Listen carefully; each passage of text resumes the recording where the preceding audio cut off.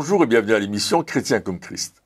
Le thème de notre émission aujourd'hui est les actes de foi. Alors Christine, tu as un texte à nous lire dans l'évangile de Marc. Oui, au chapitre 5, à partir du verset 25, et c'est un épisode qu'on a déjà lu plusieurs fois, mais on va le relire aujourd'hui. Or, il y avait une femme atteinte d'une perte de sang depuis 12 ans. Elle avait beaucoup souffert entre les mains de plusieurs médecins, elle avait dépensé tout ce qu'elle possédait et elle n'avait éprouvé aucun soulagement, mais étant allée plutôt en empirant. Ayant entendu parler de Jésus, elle vint dans la foule par derrière et toucha son vêtement. Car elle disait, « Si je puis seulement toucher ses vêtements, je serai guérie. » Au même instant, la perte de sang s'arrêta et elle sentit dans son corps qu'elle était guérie de son mal. Alors voilà une femme qui a beaucoup souffert et qui quelque part est désespérée. Elle a tout essayé pour être guérie. Et là, rien n'a fonctionné. Mais elle a entendu parler de Jésus. Mmh. Oui, là, encore une fois, on parle de la guérison, un style de vie, écrit par Christine Demier. Voilà. Et on a vu dans l'émission précédente l'attitude à avoir post-guérison, on va dire après la guérison, qu'est-ce qu'on fait, comment on réagit. Ici, on est avant la guérison et on va parler des actes de foi, c'est-à-dire qu'est-ce qu'il faut faire pour être guéri. Ici, on est plus dans l'attitude à avoir plutôt que les actes en soi, parce que forcément, on va pas voir Jésus qui va marcher et puis il y a pas une foule, il faut pas attendre que la foule soit là pour aller voir, pour aller se prosterner devant Jésus, ou derrière pour attraper son vêtement, physiquement en tout cas. Mais il y a toute une démarche, des attitudes, des leçons à tirer de ces guérisons quelque part qu'on connaît, bien sûr, comme tu le disais, c'est pas la première fois qu'on lit ce texte dans notre émission, bien au contraire, c'est pas la première fois qu'on cite cette histoire, bien au contraire, on l'a déjà cité encore et encore, mais pourtant, ça doit nous donner un exemple à suivre. Alors, quelles sont ces attitudes justement qu'elle a eues, si on veut décortiquer un peu ce qu'elle a fait ou la manière de penser de cette femme, qu'est-ce que ce serait? Alors la première chose, c'est qu'elle a entendu dire que Jésus guérissait. Donc la première chose, c'est d'entendre, c'est d'écouter. Oui, mais si justement on prend cet exemple, elle a entendu, mais aujourd'hui, lorsque on parle de guérison ou qu'on entend parler de guérison, alors certains vont dire oui, je veux, mais d'autres vont dire je sais pas si vraiment c'est encore d'actualité aujourd'hui, je sais pas si c'est pas un subterfuge, si c'est pas des fausses guérisons.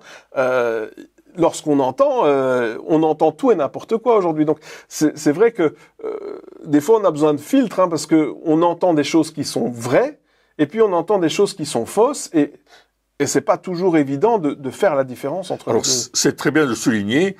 Je suis persuadé que cette femme est allée vers des personnes qui ont dit « Moi, j'avais telle maladie, j'ai été guéri, j'étais paralytique, maintenant je marche, j'étais aveugle, maintenant je vois. » Il y a des personnes qui ont vécu des choses et qui vont témoigner de ce que Jésus a fait dans leur vie et combien Jésus est important pour eux. Comme on le disait dans l'émission précédente, ils ont suivi Jésus, ils ne sont pas arrêtés à dire « je suis guéri ». Non, ils ont suivi Jésus, ils ont témoigné de ce que Jésus a fait dans leur vie. Comme quoi le témoignage est vraiment important. Le témoignage est important. Ouais. Et cette femme a entendu le témoignage d'autres personnes qui ont bénéficié de la guérison divine à travers Jésus. Et là, c'est un point important. Donc cette femme, elle s'est fait une idée. Elle a travaillé sa pensée, elle s'est documentée. Moi, je pense qu'elle s'est documentée d'une façon ou d'une autre. Peut-être qu'elle n'avait pas de papier écrit ou de témoignage écrit comme on en a aujourd'hui, mais elle est allée à la source. Et là, elle s'est dit, Donc il y a comme un cheminement alors qui se fait lorsque on entend, parce que lorsqu'on entend peut-être pour la première fois parler de guérison, c'est un choc dans le sens où miraculeuse, je parle. C'est un choc parce que si c'est miraculeux, ça veut dire que c'est pas habituel, ça veut dire que peut-être qu'on n'en a jamais vu avant, que ça ne s'explique pas. Donc ça vient directement en choc avec notre manière de penser, notre manière de voir les choses, ça vient bousculer notre monde quelque part, notre entendement de comment fonctionne le monde, des lois de la physique. C'est vrai, je veux dire, alors si on en a déjà vu, entendu, forcément, ok, on commence à trouver ça normal, mais la première fois, ça doit être, ah mais t'es sûr que c'est possible? Oui. Donc il y a un cheminement qui se fait déjà dans nos pensées, j'imagine. Oui. Surtout qu'elle avait tout essayé. Et je crois que dans ce qu'elle avait essayé, il y avait probablement pas seulement les médecins, mais il y avait aussi tout ce qui peut être occulte et tourné autour, des guérisseurs ou des choses comme ça. Donc, toutes les possibilités, elle les avait testées. Donc, pour elle, entendre que il y a quelqu'un qui guérit les malades, et non seulement qui guérit les malades, mais elle avait sûrement entendu parler de personnes qui avaient seulement touché Jésus, qui s'étaient approchées de Jésus et qui avaient, simplement en le touchant, avaient reçu la guérison. Et là, ça a commencé à... C'est comme si l'espoir renaissait. Elle dit, je vais essayer ça. Mais c'était plus que je vais essayer ça. Parce que la conviction est venue dans son cœur que si seulement je peux toucher son vêtement, personne ne me verra. Personne ne saura que je le fais. Je vais juste aller le toucher et puis je suis sûre que je vais être guérie. Mais en même temps, dans ce que tu viens de dire, on parle d'une personne qui veut être guérie. Oui. Parce qu'elle a fait toutes les démarches avant qui étaient possibles et imaginables pour avoir cette guérison. Comme tu disais, elle était voir les médecins, elle a sûrement fait autre chose que d'aller voir des médecins pour avoir cette guérison. Mais elle avait ce désir-là et à un certain moment, elle s'est dit, bon, ça marche pas, il y a rien qui fonctionne, j'ai plus de sous. Oui, j'ai plus de sous, j'ai plus rien. Je peux plus y arriver, ça le fera jamais. Et puis, tout d'un coup, comme tu disais, cet espoir renaît. Donc, il y a aussi, avant d'aller voir Jésus, l'espoir était déjà là. Absolument.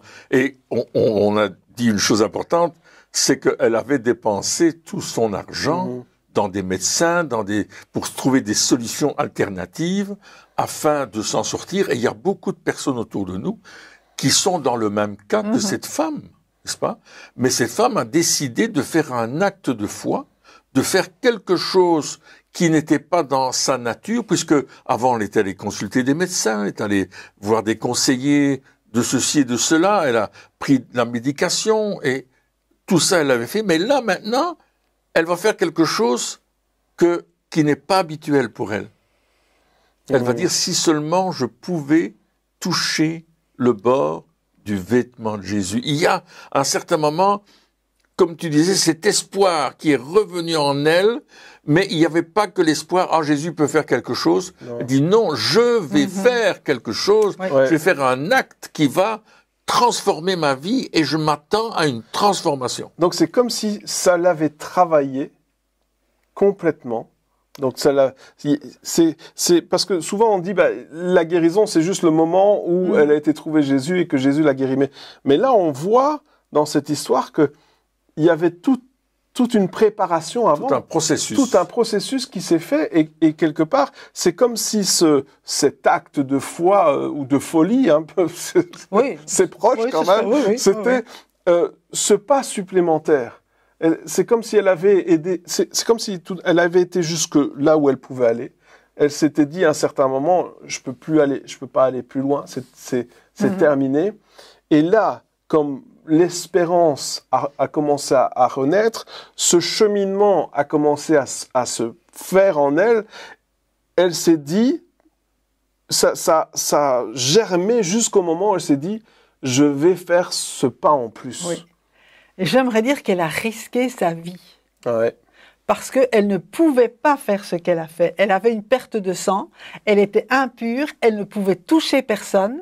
Et surtout pas aller dans la foule. Et surtout pas aller dans la foule. Sa place, c'était en dehors de la ville, où donc elle était pas la bienvenue au milieu des gens parce qu'elle allait quelque part les contaminer. C'est un petit peu les rendre impurs. Si elle les touchait, elle les rendait impurs. Et donc c'était... C'est quoi, lapider qu'il faisait si il la prenait? Oui, elle risquait ça. D'ailleurs, on va voir après qu'elle va avoir un moment de panique quand elle va être découverte. Il m'a touché.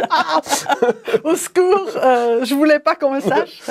Mais en même temps, une perte de sang qui dure aussi longtemps, mais ça t'affaiblit terriblement. Voilà, j'ai vécu ça pendant juste quelques mois où pour monter l'escalier, je devais m'agripper à la rampe parce que je manquais de fer à ce moment-là. Alors imaginez cette femme qui doit traverser la foule, ses dernières forces, aussi physiques, elle va les dépenser pour se faufiler parmi la foule pour atteindre Jésus. Et là, bien sûr, on parle d'un acte de foi, c'est quitte ou double quelque part. Mais elle a choisi ça parce qu'elle croyait. Au fond d'elle-même, elle se disait, si seulement je peux, alors je suis guérie. Elle avait un but, elle avait une assurance, et elle est arrivée à son but. Elle a touché le vêtement de Jésus par derrière. Mais c'est comme si elle avait une révélation de comment elle devait faire. C'est vrai, parce que jamais personne s'est dit, ah, mais je sais ce que je vais faire, je vais toucher. Non, souvent, les gens, ils allaient voir Jésus, ils criaient à Jésus, ils appelaient, ils demandaient, etc. Donc, ici, on est dans une autre manière de penser. C'est quelque chose un petit peu nouveau quand même de manière de guérison. C'est-à-dire que d'autres avaient touché le vêtement et étaient guéris, mais là, elle s'est dit, je vais rien dire, je vais faire semblant de rien, je vais aller par derrière, je vais toucher le bord, c'est-à-dire que je vais me jeter. Peut-être qu'elle s'est jetée, hein, pour pouvoir, parce que quand il y a la foule, machin, ça veut dire que elle dit taper pour se bousculer peut-être les autres, et puis finalement, elle a peut-être se jeter pour pouvoir, s'est peut-être jetée pour pouvoir finalement toucher le vêtement de Jésus. Donc, c'est comme si elle avait une espèce de révélation de comment elle devait faire et comment ça allait se passer. Parce qu'elle dit, si seulement je peux toucher le bord de son vêtement. Donc, c'est comme si peut-être elle a une vision de ce qu'elle devait faire. En tout cas, elle va concrétiser sa foi par un acte. Et Jésus va dire, j'ai senti une puissance qui est sortie de moi. Il est en contact avec la puissance du ciel, la puissance du Père. Elle est en lui. Cette femme, elle se dit, si je peux me connecter à cette puissance, quelque part, j'essaie de traduire dans nos termes actuels, si je peux me connecter à cette puissance, si je peux avoir un point de contact avec cette puissance, je vais recevoir ma guérison. Si je peux seulement le toucher, je serai guéri.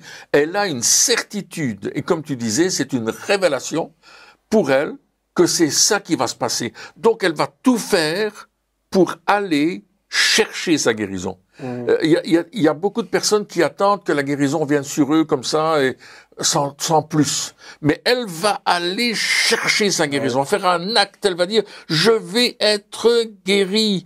Je vais là, je sais qu'aujourd'hui c'est mon jour, c'est le jour de ma guérison. On a vécu des choses comme ça dans des rencontres où des gens étaient venus en disant, aujourd'hui je sais que c'est mon jour, je vais être guéri. Il y a comme quelque chose en plus. Hein, souvent on dit, ah mais ça dépend de l'orateur, ça dépend de celui qui va prier, ça dépend.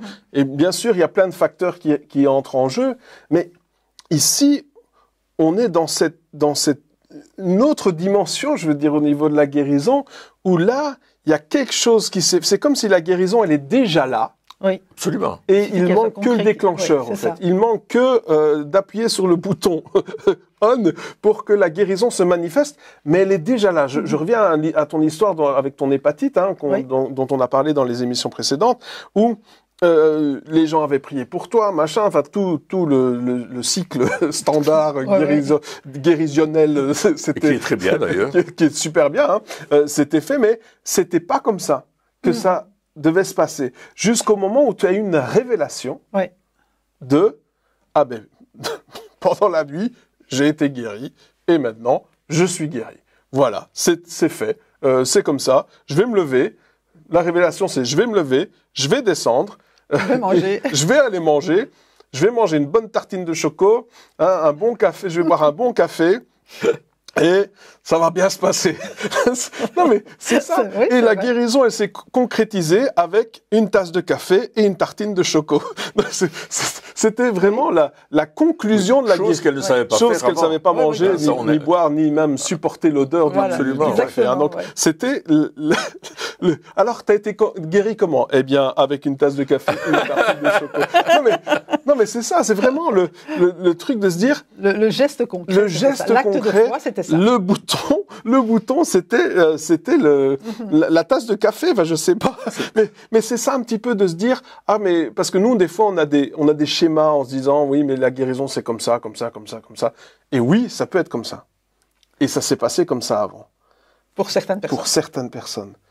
Mais c'est surtout de se dire, est-ce que tu as été chercher cette révélation de la guérison pour ta vie, aujourd'hui et maintenant? Ça, c'est la bonne question. De se dire, quand on parle des actes de foi, les actes, c'est la finalité.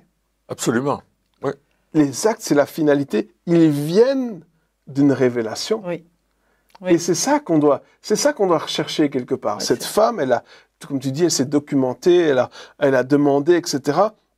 Et en elle a commencé à grandir un espoir. Et au lieu de réprimer l'espoir, au lieu de dire non, non, ça c'est pour les autres, c'est pas pour moi, c'était il y a 2000 ans, Jésus guérit plus aujourd'hui, hein, c'est ce que nous on pourrait penser.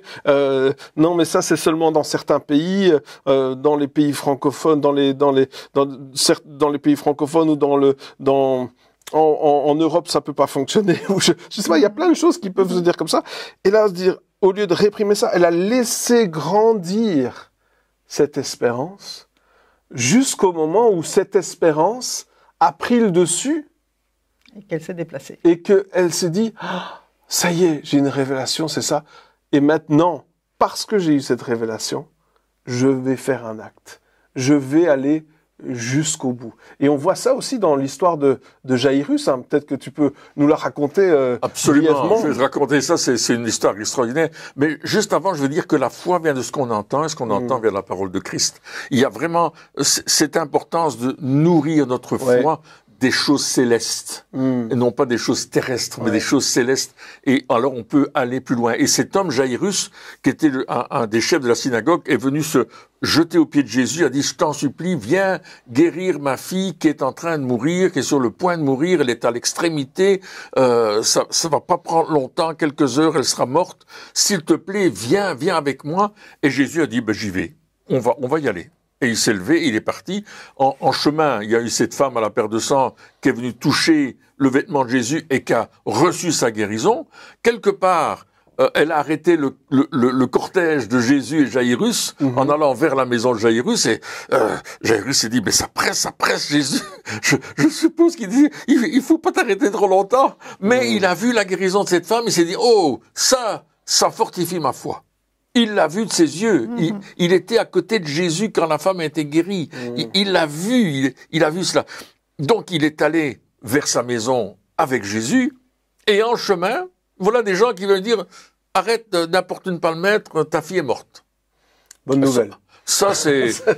C'est trop tard, Jairus. C'est trop tard. C'est les gens qui viennent te essayé, dire, mais ça marche pas. Tu crois en ça, mais allez, c'est des balivernes, tout ça.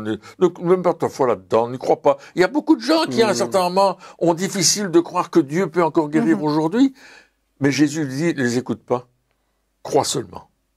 Crois seulement. Et ça, c'est vraiment intéressant de dire, je veux croire ce que Jésus dit. Oui. Et rien d'autre. Je regardais un ami qui parlait il y a quelque temps et il disait la seule chose qui compte, c'est la vision. La seule chose qui compte, c'est la révélation. Qu'est-ce que Dieu dit? Oui. Et des fois, on peut vivre des situations qui sont vraiment difficiles, qui humainement, on a l'impression que c'est fini, que c'est foutu, que ça marchera plus, qu'on a essayé, qu'on y a cru et puis que ça s'est cassé la figure, ou que dans notre vie il y a des choses comme ça, ou des maladies, ou des choses où on a dit il y a un petit mieux et puis bam badaboum, c'est pire qu'avant et c'est terminé. Mais la vraie question qu'on doit se poser, parce que c'est ça qui va conditionner nos actes, c'est qu'est-ce que Jésus, il dit, qu'est-ce que Dieu, il dit maintenant? Tout à fait. Seigneur, qu'est-ce que toi, tu dis? Je sais ce que les docteurs ont dit. Je sais ce que les gens autour de moi disent. Je sais ce que les journaux disent. Je sais ce que l'histoire me raconte. Je connais ces choses-là parce que j'ai étudié, je sais ça. Mais qu'est-ce que toi, tu dis? Et Jairus, il a dû donner à la parole de Jésus plus d'importance et de valeur que la parole des témoignages de son entourage. C'est vrai. Et donc, il a dû prendre une décision. Et le contexte a été encore plus grave que ça. Hein, parce qu'à un certain moment, Jésus va lui dire, ne crains pas, parce que les paroles qu'on peut entendre... Ça apporte de la crainte, bien sûr. Va apporter la crainte. Mais quand on parlait d'acte de foi, c'est vraiment le fait de... C'est pas seulement croire ce que j'ai envie de croire. Ah ouais. C'est croire, comme tu le disais, ce que Jésus dit. Et ça m'est arrivé après cette guérison d'avoir encore, je me souviens, c'était un soir, j'avais des crampes dans le ventre. Et puis je priais, je dis Seigneur, tu veux que je fasse quoi maintenant? Comment tu veux me guérir? Parce que toutes les guérisons sont différentes. Dans la parole de Dieu, Jésus guérit pas deux personnes de la même façon. Et comme tu dis, il y a une clé à aller chercher auprès de Dieu en disant qu'est-ce que tu veux faire maintenant? Donc qu'est-ce que tu dis? C'est un peu ça. Comment tu veux me guérir? Quel est l'acte de foi que tu me demandes? Est-ce que tu veux que je déclare la guérison? Est-ce que tu veux que je fasse quelque chose? Ou simplement que je te loue? Ou que je dise, OK, Seigneur, tu es le Tout-Puissant et je crois en toi, que j'ordonne à la maladie de quitter? Qu'est-ce que tu veux que je fasse pour que cette guérison que tu m'as déjà accordée se manifeste dans mon corps. Et tout part du fait de la volonté de Dieu de guérir. On en a déjà parlé, on en reparlera encore, parce que c'est ça, c'est pas seulement ma volonté d'être guéri, mais de savoir que Dieu, c'est mon papa, il a tout accompli, Jésus a tout accompli à la croix pour que je sois guéri, mais il me demande de collaborer en lui obéissant et en faisant un acte que lui va me demander de faire. Et comme tu le disais, cette femme à la perte de sang, elle a reçu cette conviction dans son cœur que c'était cet acte-là. Jairus, Jésus lui dit, t'inquiète pas, ne crains rien, on y va quand même, et puis tu vas voir ce que je vais faire. Donc on a besoin d'une instruction de la part de Dieu pour marcher, pour recevoir, pour concrétiser cette guérison dans notre vie. Et l'instruction est très importante, parce que quand Jairus va arriver chez lui, il y a toutes les pleureuses qui sont là. Ah oui. Il y a toute une ambiance mortelle, je vais dire comme ça, mortelle pour la foi, mortelle pour morbide, hein, où on pleure, on crie, on se lamente, etc. Et là, Jésus, il va dire une parole, il dit, mais elle dort. Ouais, il vient casser l'ambiance, quoi. Oui.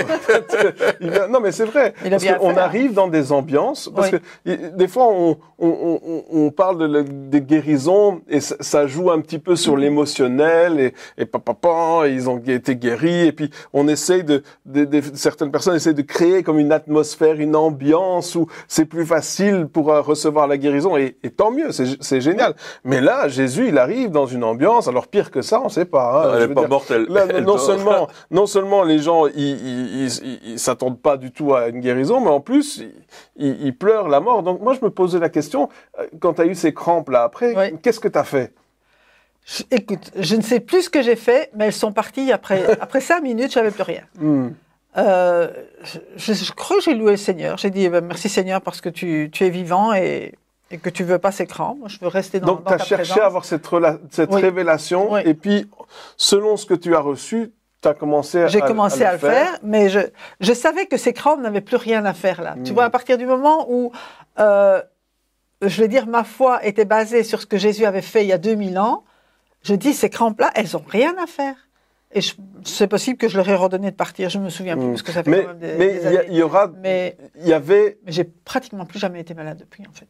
Oui, mais il y avait un combat. Il y avait un combat. Il y avait un combat, et puis et ça, c'est aussi important de le voir. Hein. Ici, avec la femme avec la perte de sang, elle a été guérie, top. Mais Jairus, lui, il y avait un combat, même juste pour croire que Jésus pouvait encore faire quelque chose. Oui. Là, on va pas parler de la foi de la fille, vu qu'elle était morte. Donc, tu veux pas dire, elle avait pas assez de foi ou elle avait trop de foi. Non, elle était morte, elle avait plus rien. Mais Jésus, c'était Jairus et Jésus, et puis Jairus, il a dû dire, ok, on continue.